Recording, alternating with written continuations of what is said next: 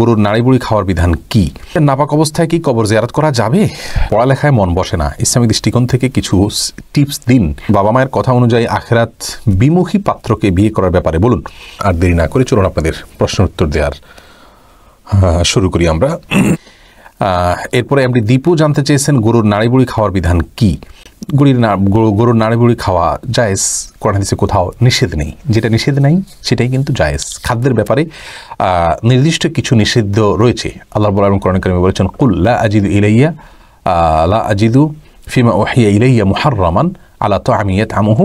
অর্থাৎ একজন মানুষ খাদ্য হিসাবে যা খায় তার মধ্যে অমুক অমুক অমুক খাবারকে আমি হারাম হিসাবে পেয়েছি, আল্লাহ তাআলা কোরআনে কারিমে বলেছেন।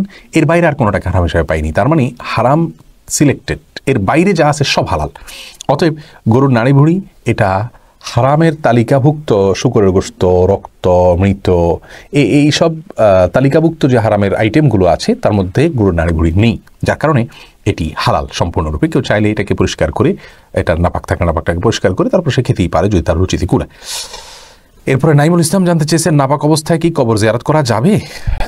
নাপাক অবস্থা বলতে অজু ছাড়া যদি হয়, অজু ছাড়া কবর জিয়ারত করলে কবর জিয়ারত করা যাবে। কবর জিয়ারত করার জন্য অজু করা কোনো আবশ্যক নয়।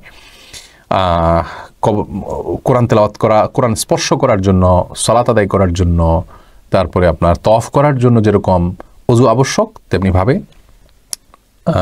কবর জিয়ারত করার জন্য অজু কিন্তু আবশ্যক নয়। তবে হ্যাঁ, সর্বাবস্থায় অজু থাকা উত্তম, সেই হিসাবে কবর জিয়ারত করা অবস্থায় অজু থাকা উত্তম, এটুকু তো আমরা বলতেই পারি। এরপরে মোহাম্মদ নাজিম আপনি জানতে চাইছেন পড়ালেখায় মন বসে না, ইসলামিক দৃষ্টিকোণ থেকে কিছু টিপস দিন।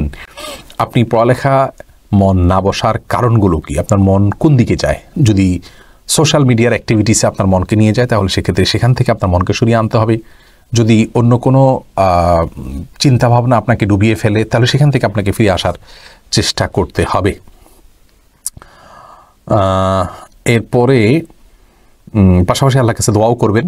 সবচেয়ে বেশি অমনোযোগিতার এই যুগে বড় কারণ হলো যে সোশ্যাল মিডিয়ার অ্যাক্টিভিটিস বা অ্যান্ড্রয়েড সেটে বা স্মার্টফোনে আপনার ব্যস্ততা, এগুলো থেকে নিজেদের আসলে সরিয়ে আনা উচিত, অন্তত ব্যবহারটা নিয়ন্ত্রণ করা উচিত।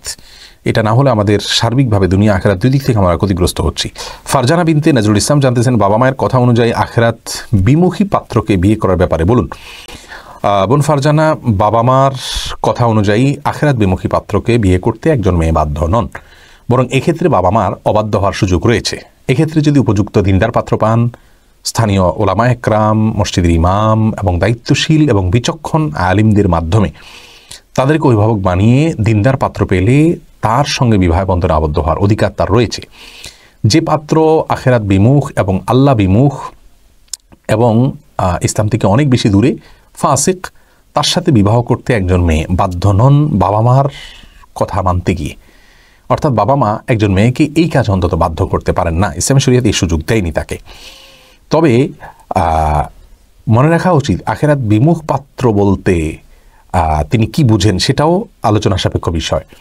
যদি একজন ছেলে দ্বীনের ব্যাপারে তার আগ্রহ আছে, হয়তো ত্রুটি আছে, তার বিমুখতাটা নাই, একটা হলো বিমুখতা বা বিরোধিতা, সেটা নাই, কিন্তু অবহেলা আছে, তাহলে সেক্ষেত্রে যদি উপযুক্ত পাত্র না পাওয়া যায়, বাবা মার জন্য এটা টেনশনের কারণ, তাহলে সেক্ষেত্রে এই ধরনের পাত্রকে যদি আগে তার সাথে আলাপ আলোচনা করে তাকে দিনের দিকে আনা যাবে মনে হয়, তাহলে স্যাক্রিফাইস করে বিয়ের দিকে যাওয়া উচিত। কিন্তু এই বিষয়গুলো পরামর্শ দেওয়ার জন্য তিনি যে এলাকাতে বসবাস করেন সেই এলাকাতে তাকে চিনেন জানেন এমন কোনো আলিমের সাথে পরামর্শ করে নিলে সবচেয়ে ভালো হয়।